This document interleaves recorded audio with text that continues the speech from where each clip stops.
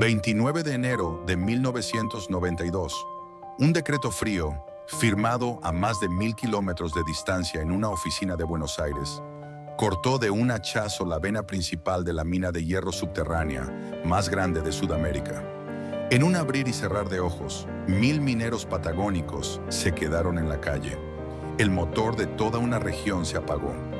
Hasta ese día, Sierra Grande era un gigante ensordecedor, una bestia industrial con 96 kilómetros de túneles bajo tierra, un mineraloducto de 32 kilómetros que escupía riqueza hacia el mar y un pueblo vibrante donde 20.000 personas construían su futuro. Pero el silencio que siguió fue brutal. Hoy los túneles están inundados, devorados por el óxido. Las casas vacías son azotadas por el viento helado y los pastizales crecen hasta las rodillas en lo que ahora parece un pueblo fantasma. Una ciudad que pasó de tenerlo todo a quedar reducida a ruinas y recuerdos rotos. ¿Cómo es posible que una montaña que esconde millones de toneladas de hierro, el símbolo del sueño industrial y la soberanía argentina, se convierta en una trampa económica tan cruel?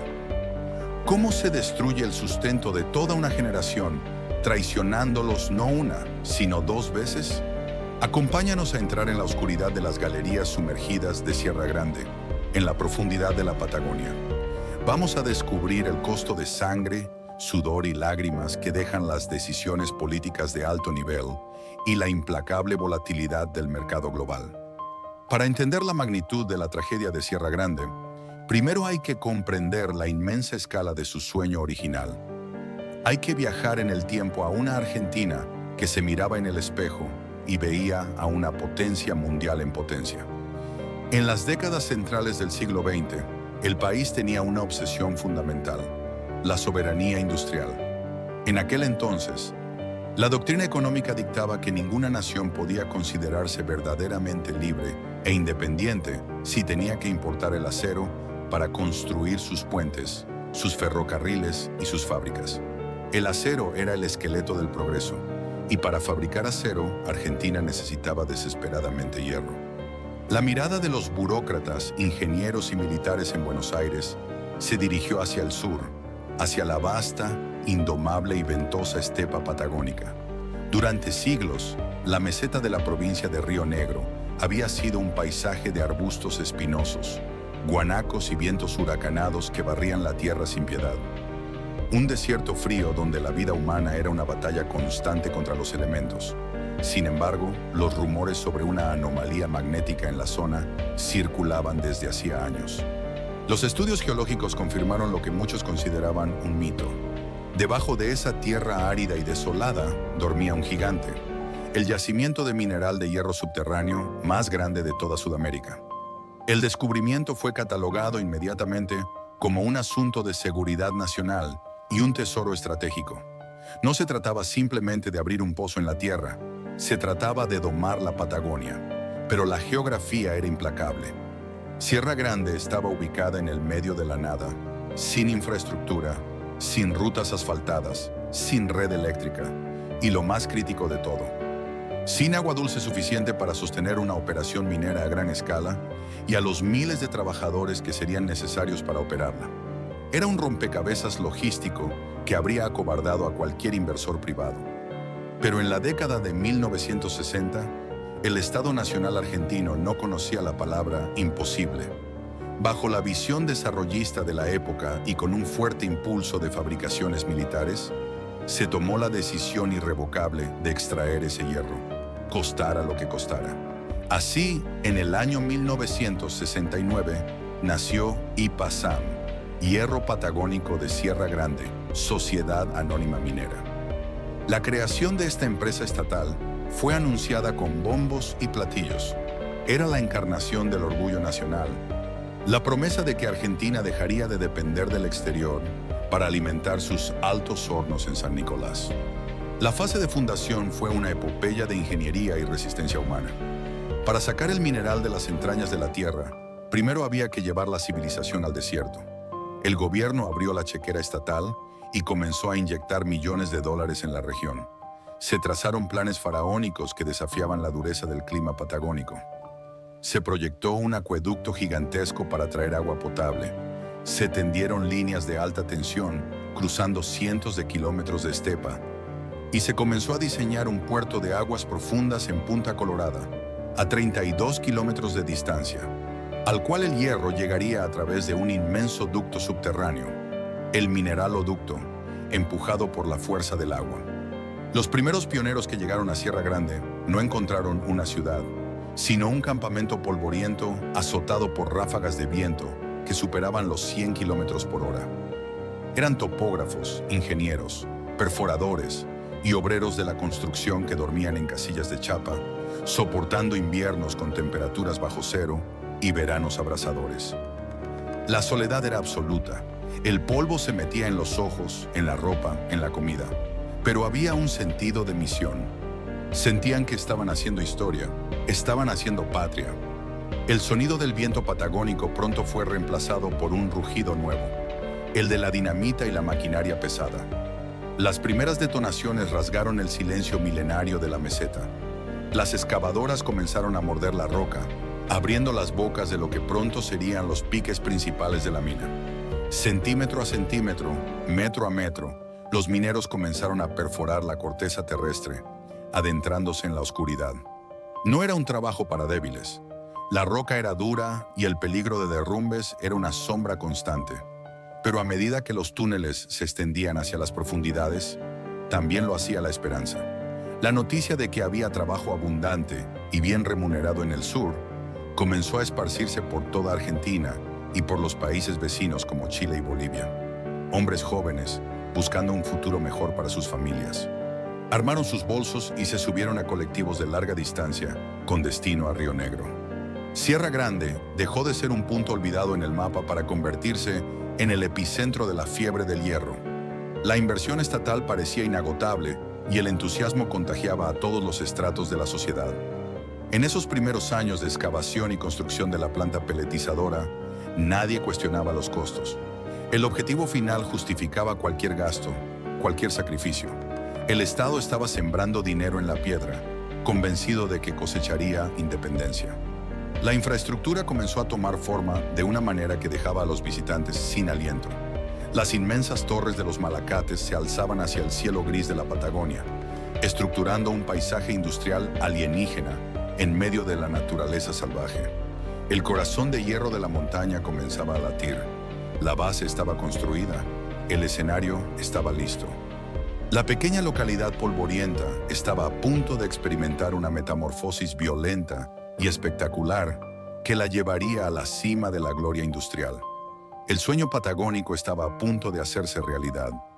A medida que la década de 1970 avanzaba, Sierra Grande experimentó una de las transformaciones demográficas e industriales más violentas y fascinantes de la historia argentina. El campamento polvoriento de los primeros años fue borrado del mapa para dar paso a una verdadera metrópolis patagónica. El asfalto cubrió la tierra seca, las casillas de chapa cedieron su lugar a barrios enteros de casas de material construidas en tiempo récord, y en un parpadeo histórico, la población explotó. De ser un paraje perdido con apenas un puñado de crianceros, Sierra Grande se convirtió en una ciudad vibrante que superó los 20.000 habitantes. Era un faro de progreso en el fin del mundo. Bajo la superficie, la magnitud de la operación era lisa y llanamente abrumadora. Imaginen un hormiguero de proporciones épicas, excavado enteramente en roca sólida. Se construyeron 96 kilómetros de túneles y galerías subterráneas que descendían a más de 500 metros de profundidad. El corazón de Hippasam era un laberinto oscuro, húmedo y ensordecedor. Cada día, los mineros bajaban a las entrañas de la tierra en las jaulas, enormes ascensores industriales que se desplomaban hacia la oscuridad para enfrentarse a la montaña. Allí abajo, entre el olor acre de la dinamita, el polvo en suspensión y el estruendo de las perforadoras neumáticas, se forjó una hermandad inquebrantable. Chilenos, bolivianos y argentinos llegados de todas las provincias del norte trabajaban codo a codo. Eran los laburantes del hierro, hombres que dejaban el sudor y a veces la salud en los socavones, pero que eran recompensados con salarios que en el resto del país parecían una fantasía. La ingeniería desplegada en la superficie no era menos espectacular. Extraer la roca era solo el primer paso. El verdadero desafío era procesarla y transportarla. Se construyó una monumental planta peletizadora, una bestia de acero y fuego encargada de triturar el mineral y convertirlo en pequeñas esferas concentradas de hierro, listas para los altos hornos. Pero la joya de la corona logística era el mineraloducto. Un tubo subterráneo de 32 kilómetros de largo que conectaba la planta en la ciudad con el puerto de Punta Colorada, en el Océano Atlántico. A través de este ducto, el hierro, mezclado con agua en forma de pulpa, era bombeado a altísima presión hasta la costa, donde luego se secaba y se cargaba en buques cargueros gigantescos. Era un sistema de vanguardia, un orgullo de la ingeniería sudamericana. En esos años de apogeo, la vida de los trabajadores en Sierra Grande era la envidia de la región. IPASAM no era solamente una empresa empleadora, funcionaba como un estado providente, un padre protector que garantizaba el bienestar absoluto de su gente. La empresa proveía prácticamente todo: viviendas subsidiadas, electricidad, gas y agua. Se construyeron escuelas de primer nivel para los hijos de los mineros, un hospital modelo equipado con la mejor tecnología de la época, clubes deportivos y polideportivos. Los fines de semana, la comunidad entera convergía en el legendario Cine San Martín o llenaba los restaurantes locales. Ser ipasamero era un título de nobleza en la Patagonia. Un trabajador de la mina podía comprarse un auto 0 kilómetros, irse de vacaciones todos los años y asegurar un futuro próspero para su familia. El nivel de consumo interno de la ciudad no tenía comparación en toda la provincia de Río Negro. A principios de los años 80, la mina alcanzó su clímax. Las entrañas de la montaña escupían toneladas de mineral sin descanso, alimentando las inmensas siderúrgicas del estado en San Nicolás, como Somisa. Los buques zarpaban repletos desde Punta Colorada. La ciudad no dormía, operando en turnos rotativos de 24 horas. Para el observador casual, Sierra Grande era el ejemplo perfecto del triunfo industrial argentino. Una máquina perfecta e imparable. Sin embargo, detrás de esta deslumbrante fachada de prosperidad, empezaban a formarse grietas estructurales invisibles, pero mortales. El milagro de Sierra Grande escondía un pecado original geológico y económico. El hierro extraído de esta montaña tenía un altísimo contenido de fósforo.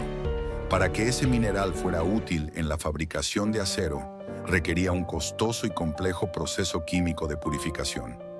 Esto significaba que, desde el primer día, producir 1 kilo de hierro en la Patagonia era inherentemente más caro que simplemente comprarlo en el mercado internacional, especialmente a gigantes como Brasil.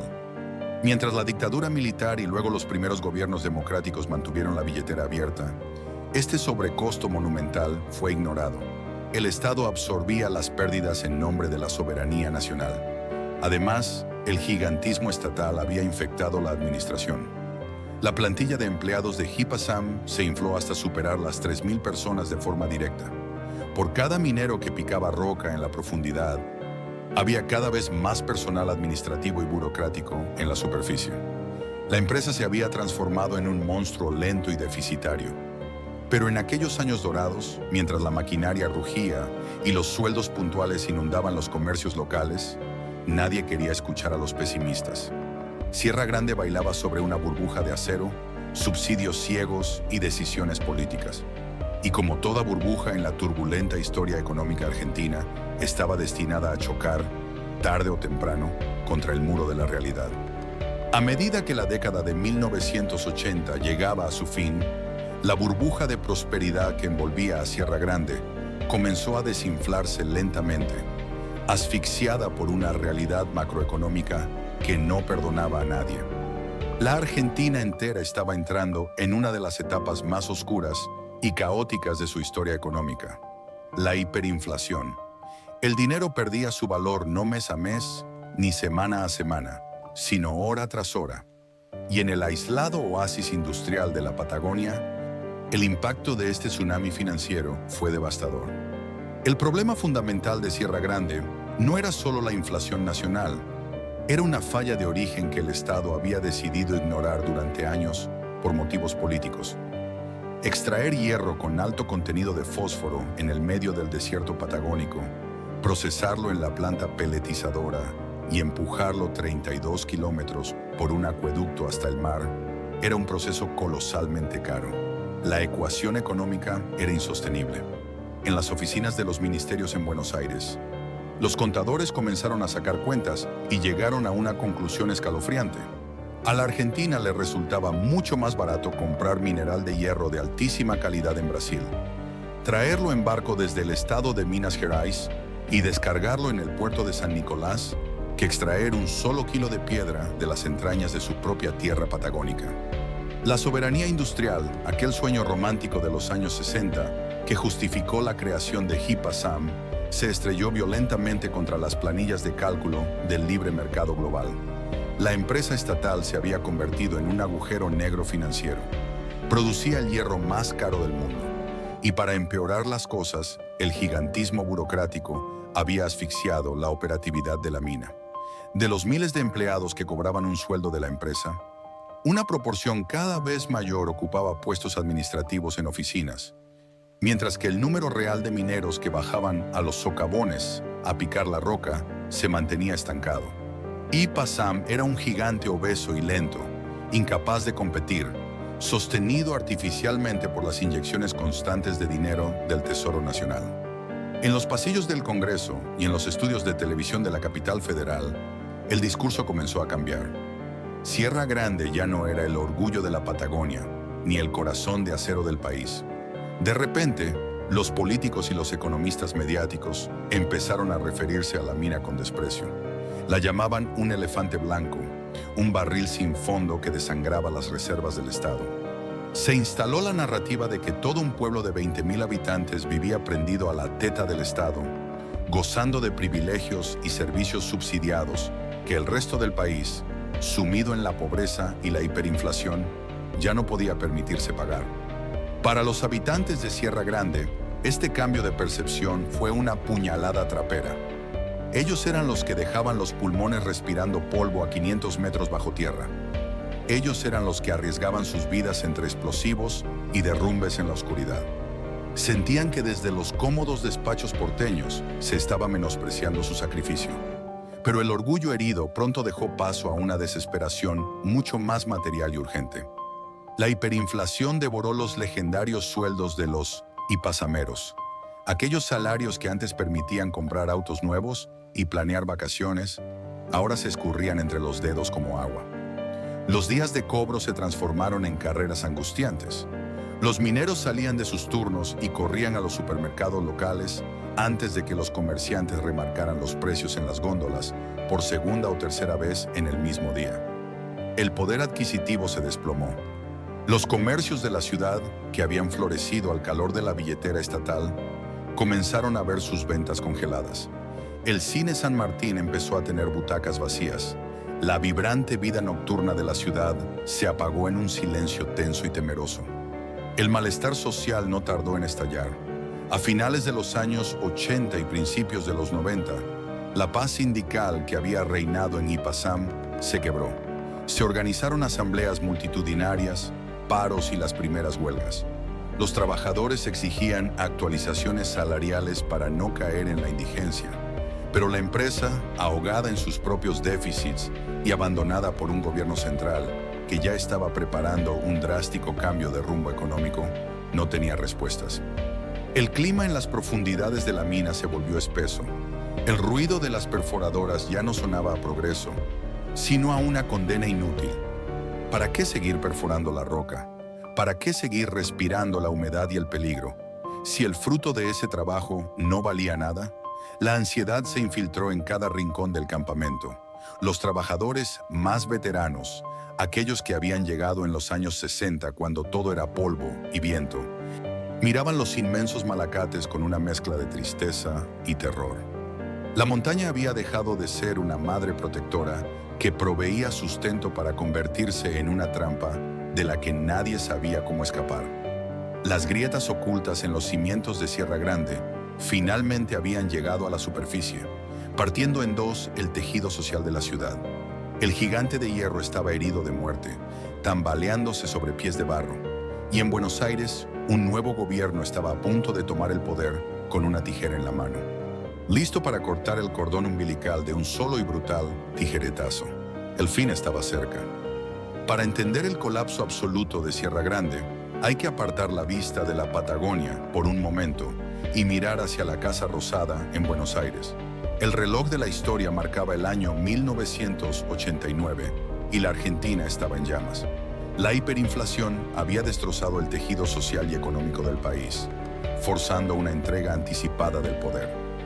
En medio de este caos sin precedentes, asumió la presidencia Carlos Saúl Menem, trayendo consigo una agenda económica que cambiaría la fisonomía de la nación para siempre, el neoliberalismo en su máxima expresión. El nuevo gobierno diagnosticó que el principal culpable de la ruina argentina era el propio Estado. Un Estado obeso, ineficiente y paternalista que debía ser desmantelado urgentemente. La frase de cabecera de aquella época, pronunciada por el entonces ministro de Obras y Servicios Públicos, se convirtió en un dogma de fe. Nada de lo que deba ser estatal permanecerá en manos del Estado. Bajo la Ley de Reforma del Estado, comenzó un proceso frenético y despiadado de privatizaciones. Aerolíneas, teléfonos, trenes, petróleo, gas, todo salía a la venta. El paradigma del país industrial, aquel sueño soberano de los años 60 que había engendrado a Sierra Grande, fue declarado oficialmente muerto. En este nuevo tablero de ajedrez donde solo importaba la rentabilidad inmediata y el equilibrio fiscal, IPASAM era una pieza indefendible. Para los arquitectos económicos de los años 90, la mina Río Negrina no era un bastión de la soberanía, sino una hemorragia de fondos públicos. Las planillas de Excel en los despachos porteños eran frías e inapelables. IPASAM perdía millones de dólares al mes. Producir el hierro patagónico seguía siendo irracionalmente caro, y con la apertura total de las importaciones, el acero extranjero y el hierro brasileño inundaron el mercado nacional a precios con los que Sierra Grande jamás podría competir. A más de 1000 kilómetros al sur, en las calles de la ciudad minera, el eco de estos discursos porteños llegaba a través de las radios y los diarios con una mezcla de incredulidad y pánico. Al principio, los trabajadores pensaron que IPASAM simplemente sería privatizada, vendida a algún consorcio internacional que mantendría las fuentes de trabajo. Pero pronto, los rumores comenzaron a volverse mucho más oscuros. Nadie en el sector privado quería comprar una mina subterránea de hierro fosforoso en el medio del desierto. El gobierno no estaba buscando un comprador, estaba buscando a un sepulturero. La guerra psicológica sobre la población fue devastadora. Durante meses, la ciudad vivió en un estado de agonía suspendida. Los mineros bajaban a los túneles cada mañana sin saber si ese sería su último turno. El presupuesto de la empresa fue recortado drásticamente. Las maquinarias comenzaron a fallar por falta de repuestos, las cintas transportadoras se atascaban y la moral de los trabajadores se desmoronaba. El gigante estatal estaba siendo asfixiado lentamente, privado de oxígeno financiero. Los interventores enviados desde Buenos Aires no tenían la misión de salvar la empresa, sino de auditar su liquidación. La sentencia ya estaba escrita, solo faltaba la firma del verdugo. La hoja de la guillotina cayó finalmente a principios de 1992. El 29 de enero de ese año, el Poder Ejecutivo Nacional emitió el decreto que ordenaba el cierre definitivo y la liquidación de hierro patagónico de Sierra Grande. No hubo un plan de contingencia, ni una reconversión industrial, ni una red de contención social significativa para las miles de familias que dependían exclusivamente de la mina. De un plumazo burocrático, 1000 trabajadores directos fueron despedidos. Si se sumaban los empleos indirectos y los comercios que dependían de los sueldos mineros, el decreto equivalía a una bomba de neutrones arrojada sobre la economía de toda la región. La reacción inicial fue de furia y desesperación. Acostumbrados a la dureza del trabajo físico, los ipasameros no se iban a rendir sin pelear. El sindicato declaró la huelga general. Cientos de mineros, acompañados por sus esposas e hijos, marcharon hacia la Ruta Nacional 3, la principal arteria que conecta la Patagonia con el resto del país, y la cortaron. Se levantaron barricadas de gomas quemadas cuyo humo negro y espeso se mezclaba con el viento helado de la estepa. Exigían ser escuchados. Pedían que el presidente revirtiera la medida, suplicaban que no mataran a su pueblo. Aguantaron en la ruta durante semanas, soportando el frío, la tensión y la indiferencia. Pero sus gritos se perdían en la inmensidad patagónica. En Buenos Aires el gobierno se mantuvo inflexible. Para aplastar la resistencia, el Estado implementó un mecanismo perverso pero efectivo: los retiros voluntarios. Se ofreció a los trabajadores una indemnización en efectivo a cambio de su renuncia inmediata. Acorralados por el hambre, el miedo al futuro y la certeza de que la huelga no iba a doblegar al gobierno central, la unidad de los trabajadores se quebró. Uno por uno, con la cabeza gacha y los ojos llenos de lágrimas, los mineros comenzaron a firmar sus propias cartas de despido. Cambiaron sus empleos de por vida por un fajo de billetes que, en muchos casos, se esfumaría rápidamente en intentos fallidos de poner pequeños negocios. El momento más desgarrador no fue la firma de los papeles, sino el apagón físico de la mina. El día que las operaciones cesaron oficialmente, un grupo reducido de técnicos tuvo la dolorosa tarea de desconectar la cordillera de hierro. Bajaron las palancas de la inmensa planta peletizadora, apagaron las bombas de agua que mantenían secas las galerías subterráneas y finalmente detuvieron los gigantescos ventiladores que inyectaban aire puro a más de 500 metros de profundidad. Cuando los motores se detuvieron, un silencio absoluto, denso y sepulcral cayó sobre Sierra Grande. Un silencio que la ciudad no había escuchado en más de 20 años. Sin las bombas de extracción operando, las napas freáticas comenzaron a inundar lentamente los 96 kilómetros de túneles, ahogando la maquinaria pesada, los camiones y las perforadoras que quedaron abandonadas en las profundidades por ser demasiado caras de extraer. La bestia industrial que había rugido día y noche, que había dado vida a una metrópolis en el desierto y había forjado los sueños de miles de argentinos, había muerto. Y con ella comenzó a morir también la ciudad en la superficie. El orgullo patagónico acababa de ser sacrificado en el altar del libre mercado. Con el último apagón de las máquinas, una nueva era descendió de golpe sobre Sierra Grande. Ya no era la era del hierro, ni del asombro tecnológico, ni de las grandes promesas de soberanía nacional impulsadas desde la capital. Era, lisa y llanamente, la era del viento y del polvo. El cierre definitivo de Hipassam en 1992 no fue solamente la quiebra administrativa de una corporación estatal, fue la amputación brutal y sin anestesia del corazón de toda una comunidad. De la noche a la mañana, el pueblo perdió su razón de ser. El reloj del progreso se detuvo en seco, y en ese silencio antinatural, profundo y opresivo que siguió al final del último turno, comenzó a gestarse una de las tragedias sociales más dolorosas, silenciosas y olvidadas de la Patagonia argentina. Lo que siguió a la liquidación de la mina fue un éxodo de proporciones bíblicas, una sangría demográfica sin precedentes en la historia reciente de la provincia de Río Negro. La ecuación era cruel pero sencilla. Sin la montaña no había economía. Sin economía no había pan en la mesa. Acorralados por el pánico a un futuro inexistente y con el dinero de las indemnizaciones, los infames retiros voluntarios, quemándoles en los bolsillos, miles de hipasameros se enfrentaron a la decisión más desgarradora de sus vidas.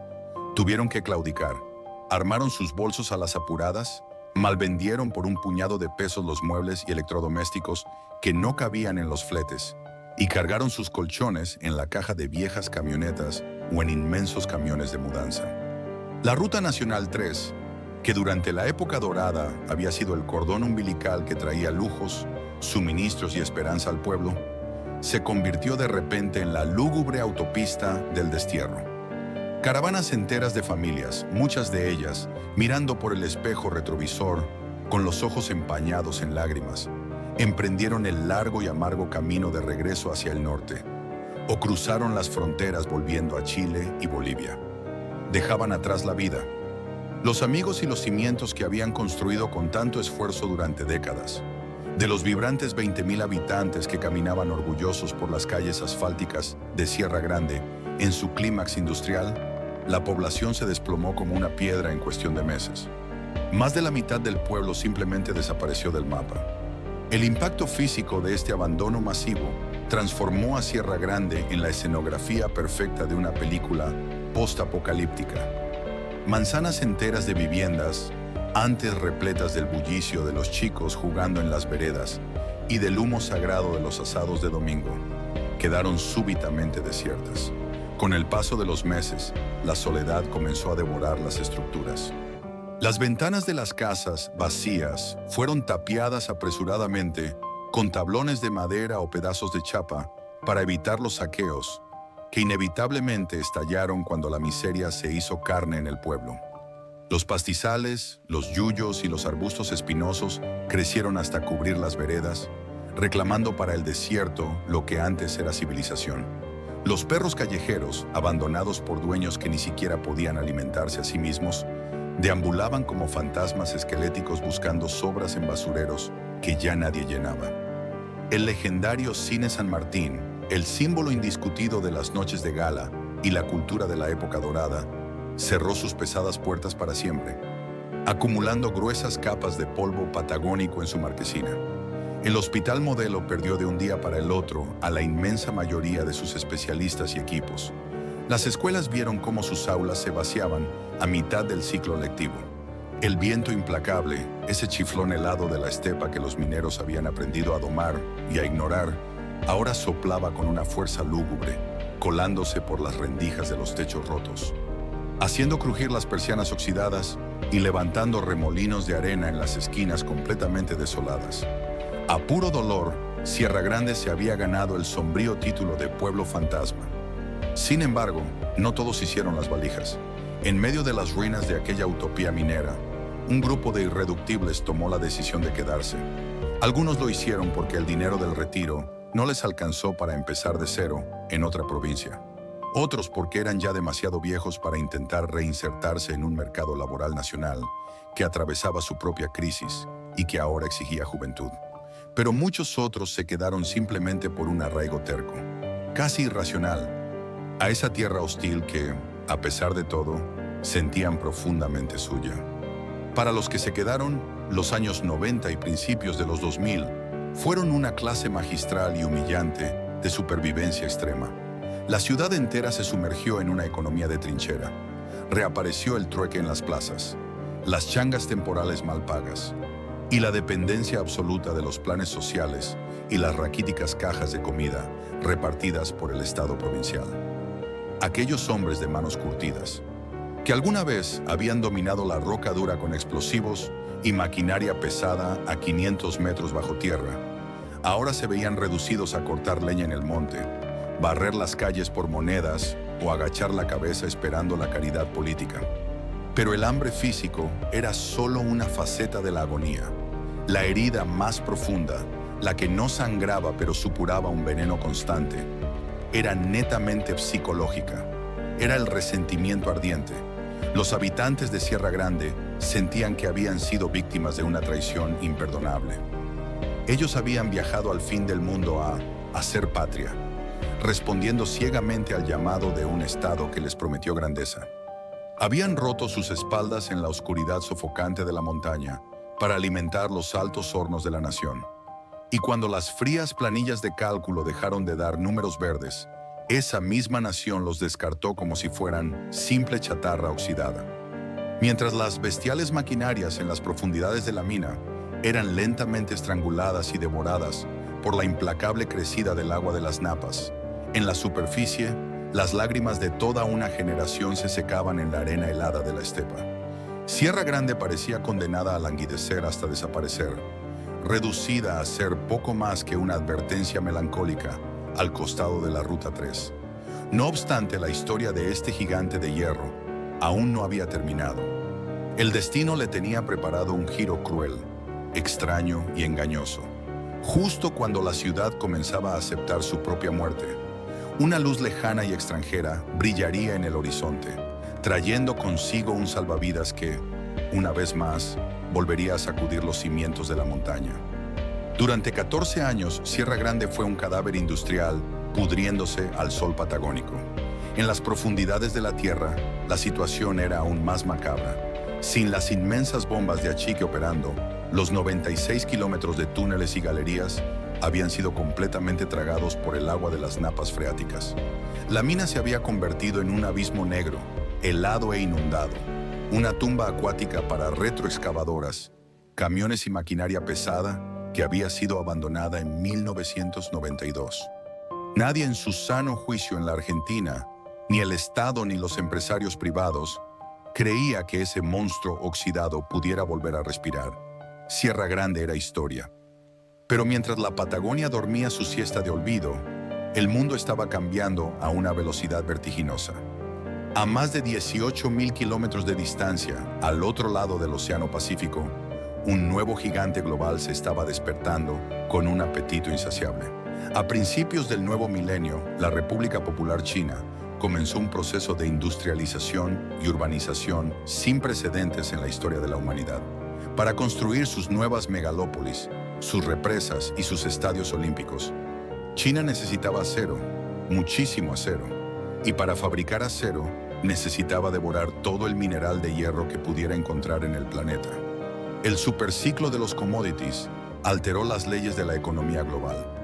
De repente, hasta el mineral de hierro más marginal, difícil y caro de procesar, como el que yacía bajo la piedra patagónica con su alto contenido de fósforo, se volvió inmensamente rentable.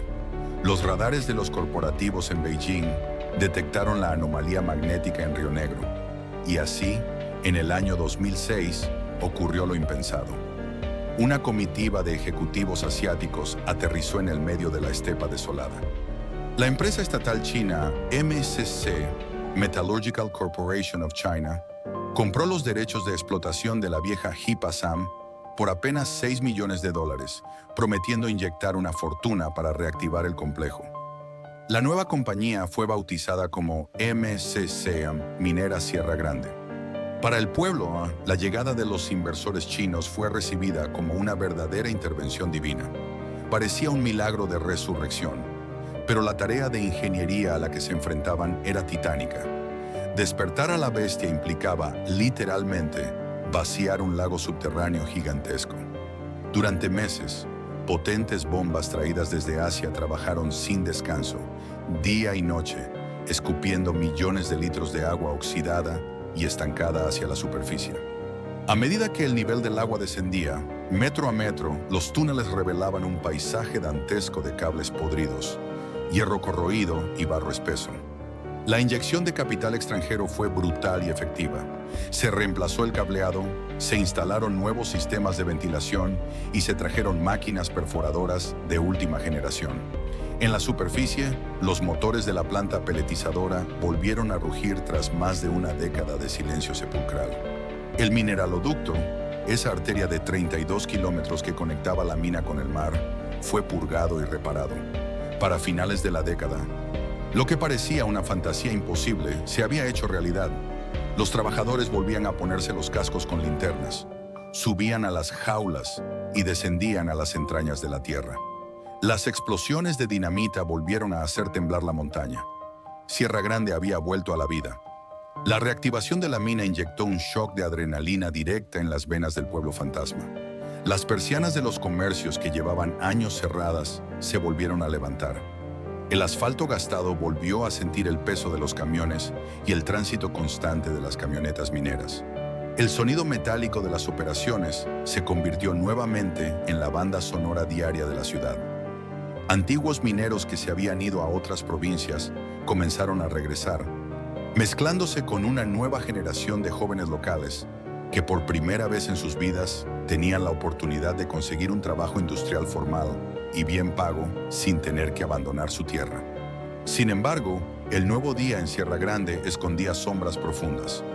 El choque cultural entre la gerencia china de MCC y la fuerza laboral argentina fue inmediato, áspero y por momentos caótico. Para los altos mandos asiáticos, criados en un sistema de producción hipereficiente, verticalista y con legislaciones laborales muy diferentes, la dinámica sindical argentina era un idioma incomprensible. Y para los trabajadores patagónicos, acostumbrados a la historia de derechos laborales, convenios colectivos y al estilo paternalista de la vieja Hipasam, las exigencias de la nueva empresa parecían inhumanas y frías. Las barreras no eran solo idiomáticas, sino filosóficas. Los traductores se volvían locos intentando mediar en asambleas acaloradas. Hubo huelgas, paros repentinos y tensiones constantes por las condiciones de seguridad en los túneles, por los tiempos de descanso y por las escalas salariales. El sindicato minero, AOMA, tuvo que reinventarse para pelear en un frente de batalla corporativo completamente ajeno. La mina operaba, sí, pero el ambiente de trabajo era una olla a presión de malentendidos y desconfianza mutua. Los chinos vivían prácticamente aislados en sus propios barrios dentro del pueblo, interactuando lo mínimo y necesario con la comunidad local. A pesar de las constantes fricciones, la maquinaria de exportación funcionaba. A fines de 2010, un hito histórico hizo llorar a los veteranos del pueblo. El primer buque carguero de gran calado zarpó desde el puerto de Punta Colorada con sus inmensas bodegas repletas de hierro concentrado, poniendo proa hacia los altos hornos de China. Durante los siguientes años, decenas de barcos repetirían la ruta. El dinero fluía nuevamente. Los supermercados estaban llenos y la ciudad superó otra vez los 8,000 habitantes. Pero los habitantes de Sierra Grande no sabían que estaban viviendo un espejismo, una ilusión de soberanía local que en realidad estaba atada a hilos invisibles manejados desde el otro lado del mundo. A diferencia de la época de Ipazam, donde el Estado Nacional amortiguaba las pérdidas para mantener la fuente de trabajo, la empresa MSC era un jugador brutalmente pragmático del capitalismo global. No estaban allí para hacer patria en la Patagonia. Estaban allí estrictamente por la rentabilidad. La ciudad entera había vuelto a poner todos sus huevos en la misma canasta de hierro. El renacimiento del pueblo ya no dependía de los discursos de los políticos en Buenos Aires, sino de una variable mucho más fría y volátil: la cotización de la tonelada de mineral de hierro en las pizarras de la bolsa de Shanghái. Sierra Grande bailaba al ritmo del mercado global, y cuando la música de la economía china comenzara a desacelerarse, la caída sería aún más rápida, más despiadada y más dolorosa que la primera vez. La trampa estaba preparada para cerrarse de nuevo. La ilusión de Sierra Grande dependía de un hilo invisible y extremadamente frágil que cruzaba el océano hasta las ruidosas bolsas de valores asiáticas.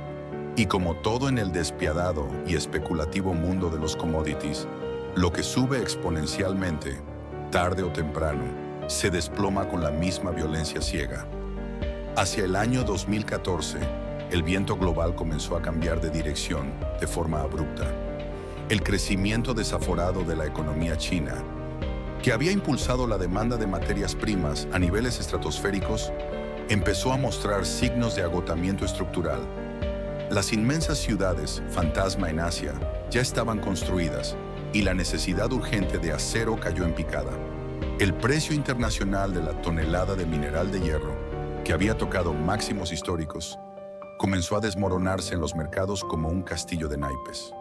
En Sierra Grande, los primeros síntomas de esta crisis global no llegaron a través de informes financieros complejos, sino en forma de rumores de pasillo, demoras inexplicables y silencios incómodos por parte de la hermética gerencia de MSC.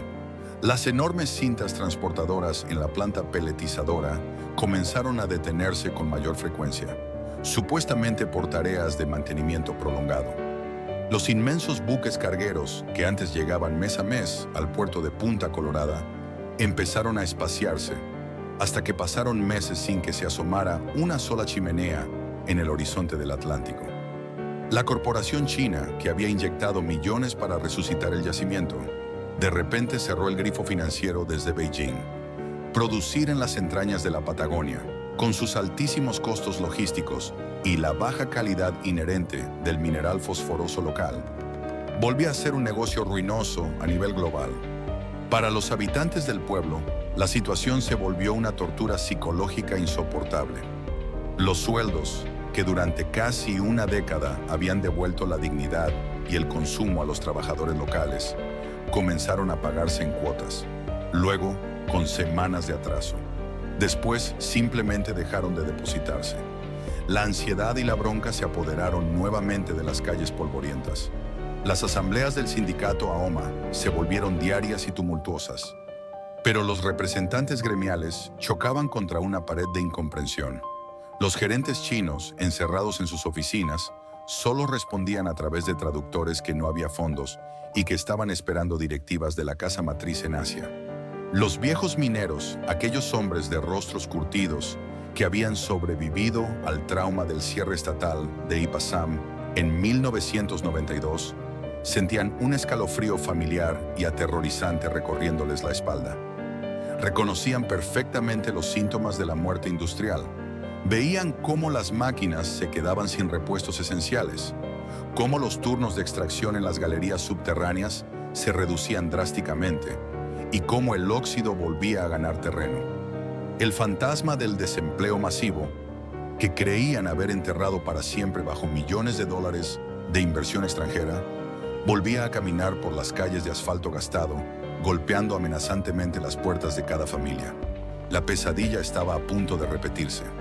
La agonía del yacimiento se prolongó durante un par de años de pura asfixia económica, pero el golpe de gracia final se ejecutó entre finales de 2016 y principios de 2017.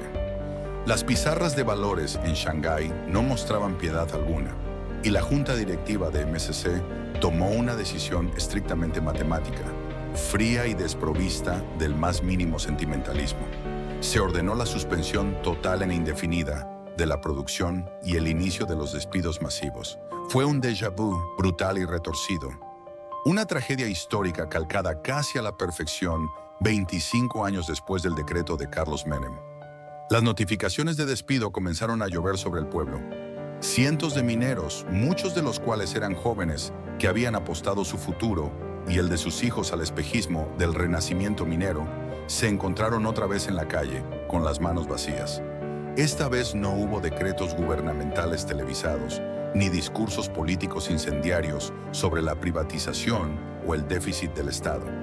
Solo hubo la gélida y silenciosa eficiencia de una corporación multinacional, cortando sus pérdidas financieras. La empresa china ofreció retiros acordados, desvinculó a la inmensa mayoría de la plantilla y dejó apenas a un puñado raquítico de guardias de seguridad y técnicos de mantenimiento para evitar que el agua de las napas volviera a tragarse por completo las bombas e instalaciones principales. El impacto psicológico de esta segunda caída fue, de muchas maneras, mucho más devastador y profundo que el de la década del 90. La primera vez, en 1992, el pueblo sintió la ira ardiente de la traición de su propio Estado. Creían que si el gobierno hubiera tomado otra decisión, la mina se salvaba. Pero esta segunda vez, en 2017, la comunidad sintió el peso aplastante e inmanejable de la desesperanza absoluta. Comprendieron con una claridad dolorosa y sangrienta la verdadera naturaleza depredadora del capitalismo extractivista global. Entendieron que para el sistema mundial, ellos no eran pioneros haciendo patria, ni laburantes forjando soberanía. Eran simplemente una celda en una hoja de cálculo a 18.000 kilómetros de distancia. Cuando las cuentas daban ganancias, la montaña revivía y los explotaba. Cuando los números se ponían en rojo, el pueblo entero era desechado y olvidado como un repuesto industrial defectuoso. El día que el último contingente de mineros despedidos abandonó las instalaciones de MSC, las inmensas maquinarias volvieron a apagarse. El mineraloducto hacia Punta Colorada quedó completamente seco. La monumental planta peletizadora se transformó nuevamente en un nido silencioso de palomas, viento y corrosión. Sierra Grande, el gigante patagónico de corazón de hierro que se había atrevido a soñar con la gloria 2 veces, fue asfixiado y silenciado de nuevo. Y esta vez, mientras el viento aullaba entre las torres de los malacates detenidos, el silencio se sentía definitivo, pesado e inamovible, como una lápida de hierro fundido cayendo sobre la inmensidad de la estepa. El fin de la minería en Sierra Grande no fue solamente una tragedia económica, social y humana de proporciones devastadoras. Fue también la muerte física, lenta y brutal, de una auténtica proeza de la ingeniería moderna. Cuando la empresa china MSC bajó las palancas, apagó los generadores principales y retiró al grueso de su personal hacia finales de 2017, no solo estaba despidiendo a cientos de trabajadores, estaba firmando la sentencia de muerte geológica definitiva del yacimiento de hierro subterráneo más grande de Sudamérica. El golpe de gracia no lo dio el óxido de la superficie, sino el agua. En las profundidades de la mina, a más de 500 metros bajo el nivel del mar, la existencia misma de los túneles era un desafío constante a la naturaleza. Durante décadas, esas galerías habían sido mantenidas secas a la fuerza mediante un sistema titánico de gigantescas bombas de achique que operaban las 24 horas del día, expulsando millones de litros de agua hacia el exterior. Pero cuando la mina se abandonó y la electricidad se cortó para ahorrar costos, la montaña comenzó a recuperar su estado natural. Las napas freáticas comenzaron a subir de manera silenciosa e implacable. El agua helada, pesada y altamente mineralizada, se fue tragando, centímetro a centímetro, nivel por nivel, los 96 kilómetros de túneles y galerías que tantos miles de hombres habían sudado, sangrado y dinamitado para excavar a lo largo de los años. Hoy, el corazón de hierro de Sierra Grande es un abismo submarino oscuro, un lago subterráneo tóxico y congelado. En ese pozo ciego reposan, como en el naufragio de un inmenso y trágico transatlántico industrial, perforadoras de última generación, inmensos camiones de carga, herramientas de precisión y cientos de kilómetros de cableado de cobre que resultaba demasiado caro, peligroso e inútil rescatar. Es un tesoro de chatarra hundido en la negrura absoluta, al que ningún ser humano volverá a acceder jamás. En la superficie, bajo la implacable luz del sol patagónico, el panorama es el de un inmenso cementerio de gigantes. Las colosales torres de los Malacates, esas estructuras metálicas reticuladas que alguna vez subían y bajaban las jaulas repletas de mineros con una precisión matemática asombrosa, hoy se alzan contra el cielo gris como esqueletos prehistóricos. El viento inclemente de la meseta, que sopla sin piedad a más de 100 kilómetros por hora, choca contra las vigas oxidadas, produciendo un aullido constante. Es un eco metálico, agudo y lúgubre que se escucha en todo el pueblo fantasma los días de tormenta, como si el fantasma de la montaña estuviera llorando su propia destrucción. La inmensa planta peletizadora, que supo ser una de las instalaciones de procesamiento de hierro más modernas y ruidosas de Sudamérica, es hoy un monstruo de hierro carcomido por el clima despiadado y la desidia. Sus hornos gigantescos, que alguna vez ardieron a temperaturas infernales para cocinar los pellets, están fríos como el hielo. Sus cintas transportadoras están paralizadas, con las gomas resecas y cuarteadas por el sol, invadidas por la maleza espinosa que crece entre las grietas del cemento. Los enormes galpones y talleres de mantenimiento, con sus techos de chapa agujereados por donde se cuela la lluvia, son ahora el refugio exclusivo de aves de rapiña, lechuzas y perros asilvestrados. En las oficinas administrativas abandonadas, todavía se pueden encontrar planos amarillentos desparramados por el suelo y afiches de seguridad laboral despegándose lentamente de las paredes descascaradas. A 32 kilómetros de allí, hacia la costa, el monumental mineraloducto, aquella maravilla logística que bombeaba la pulpa de hierro hacia el océano Atlántico, yace bajo tierra completamente seco, inútil y quebrado en varios de sus tramos vitales. El puerto de Punta Colorada, diseñado con dársenas de gran calado para cargar los buques más grandes del mundo, ofrece una postal igualmente desoladora.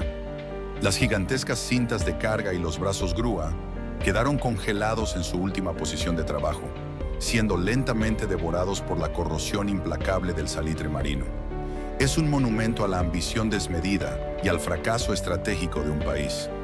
Una infraestructura portuaria faraónica que fue castigada severamente por la miopía política, la incompetencia estatal y la crueldad del mercado mundial. Lo que yace hoy en Sierra Grande es un museo del fracaso a cielo abierto.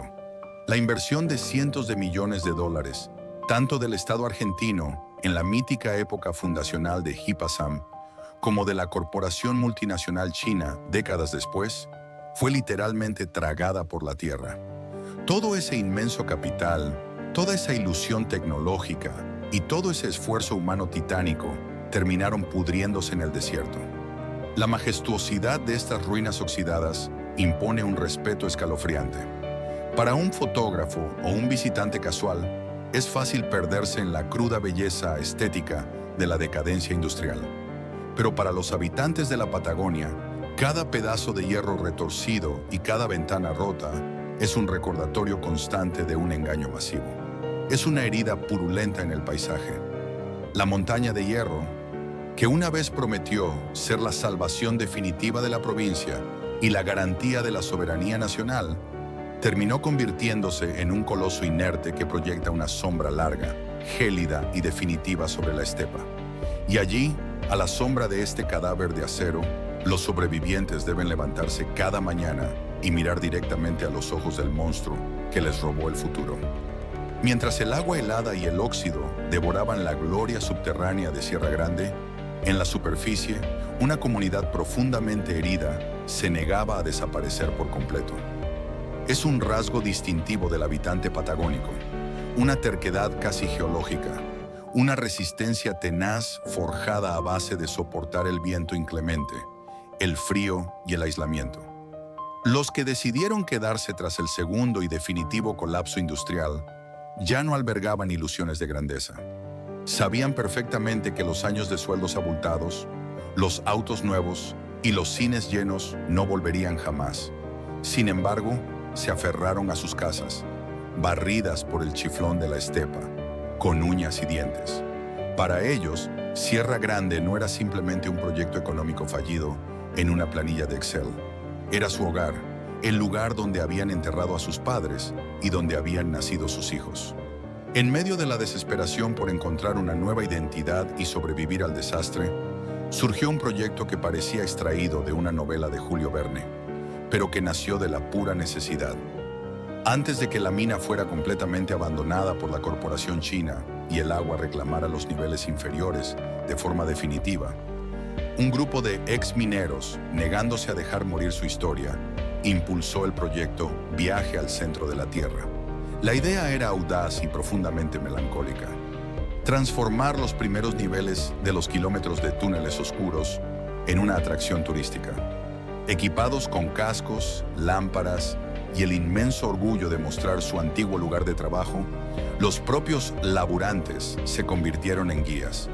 Bajaban a los visitantes, explicaban el uso de los explosivos, contaban anécdotas de supervivencia y dejaban que el eco de la montaña hablara por sí solo. Fue un esfuerzo conmovedor, un intento valiente de reciclar el dolor histórico, convirtiéndolo en memoria viva. Durante un tiempo, pequeños grupos de turistas curiosos llegaron hasta este rincón olvidado de la Ruta 3 para adentrarse en la oscuridad. Pero la dura realidad pronto volvió a golpear. El turismo a pequeña escala no puede sostener la economía ni mantener la infraestructura monumental diseñada para albergar a una de las minas más grandes del continente. Los costos de mantenimiento de la ventilación mínima y la seguridad estructural eran abrumadores para un municipio quebrado. Además, la lejanía de los grandes centros urbanos jugaba en contra. Lentamente, el proyecto turístico también se fue asfixiando, hasta que finalmente los portones se cerraron al público, dejando el viaje al centro de la Tierra como un triste recuerdo más de lo que alguna vez se intentó salvar. La tragedia cíclica de esta ciudad rionegrina es, en el fondo, un caso de estudio brutal sobre los peligros mortales de la monoproducción. Es la condena histórica de tantas regiones en América Latina que atan su destino entero a un solo recurso natural, ya sea el caucho, el salitre, el petróleo o el hierro. Cuando una ciudad de 20.000 habitantes se construye exclusivamente alrededor de un único pozo, su latido cardíaco se sincroniza peligrosamente con variables que sus habitantes jamás podrán controlar. El bienestar de las familias, la educación de los chicos y el plato de comida en la mesa dejaron de depender del esfuerzo y la cultura del trabajo local. Todo quedó a merced de decisiones políticas despiadadas tomadas a 1000 kilómetros de distancia en los despachos de Buenos Aires. O peor aún, de las frías e impersonales fluctuaciones de las pizarras de la bolsa de Shanghái al otro lado del mundo. Lo que ocurrió en la Patagonia no fue un simple error de cálculo comercial. Fue un experimento social a gran escala donde los seres humanos fueron tratados como un daño colateral aceptable. Para el minero, ser ipasamero no era solo tener un empleo, era una identidad forjada en el peligro, una hermandad de sudor y polvo. Arrebatarles eso por decreto o por la frialdad de los mercados internacionales fue destrozarles el orgullo. Los gobiernos de turno y las corporaciones multinacionales jugaron con la vida de miles de familias, tratándolas como si fueran fichas prescindibles en un tablero de ajedrez macroeconómico. Se construyó un espejismo de prosperidad sobre cimientos geológicamente defectuosos y financieramente insostenibles. Y cuando el mercado global dictó su sentencia, se le soltó la mano a toda una región sin el más mínimo remordimiento. Hoy, Sierra Grande sigue allí, a la vera de la inmensa llanura, soportando estoicamente las ráfagas de viento. Sus habitantes más jóvenes, aquellos que crecieron escuchando las historias míticas de sus abuelos sobre la época dorada en que la ciudad no dormía, miran hacia el horizonte buscando alternativas, como el incipiente turismo costero en playas doradas o las lejanas promesas del hidrógeno verde, que no dependan de la entraña traicionera de la montaña. Pero en el silencio absoluto de la noche patagónica, la sombra del gigante de hierro sigue siendo ineludible. La montaña sigue allí, imponente y callada, guardando bajo su corteza estéril millones de toneladas de un mineral manchado de promesas rotas y familias destrozadas. Es una cicatriz abierta en la geografía del sur argentino, recordándole a todo un país el precio carísimo, doloroso e irreparable que se paga cuando las ambiciones políticas y la voracidad del capital se olvidan del valor de la vida humana. Las inmensas ruinas de Sierra Grande son mucho más que fierros oxidados y concreto resquebrajado en el medio de la nada. Son un testamento brutal de lo que sucede cuando las planillas de cálculo y los márgenes de rentabilidad valen más que la sangre, el sudor y el arraigo de quienes construyen un país. Nos enseñan una lección dolorosa y urgente sobre la arrogancia de los sistemas económicos, ya sean monstruos burocráticos estatales o corporaciones multinacionales privadas, que conciben a las ciudades enteras como simples campamentos temporales y a sus habitantes como engranajes completamente descartables. La tragedia de esta montaña de hierro es el espejo perfecto de la vulnerabilidad extrema a la que se exponen las comunidades que atan su destino a la monoproducción. Cuando la prosperidad, la educación y el plato de comida de miles de familias quedan sujetos al capricho de los precios globales de los commodities, o a la firma fría de un burócrata a más de 1000 kilómetros de distancia, el desenlace es predecible y cruel. Cuando el negocio deja de cerrar, el capital levanta campamento y fluye hacia otros rumbos, pero la gente, las familias rotas y el dolor se quedan allí, atrapados para siempre en el polvo de la estepa. Hoy, el viento implacable de la Patagonia sigue aullando a través de las torres vacías de los Malacates, componiendo un requiem constante para la ciudad que soñó con ser gigante. Y a cientos de metros bajo tierra, en la negrura gélida de los túneles inundados, duerme para siempre el sacrificio de toda una generación de laburantes que bajaron a la oscuridad creyendo, honestamente, en la promesa de un futuro mejor.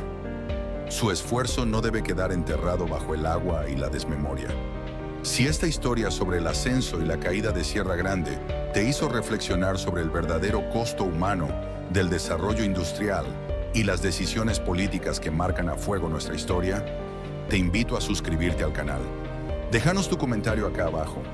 ¿Conoces alguna otra ciudad en tu provincia o en tu país que haya sufrido este mismo destino despiadado? Leemos todas tus historias. Nos vemos en el próximo documental para seguir descubriendo juntos las cicatrices ocultas que explican quiénes somos.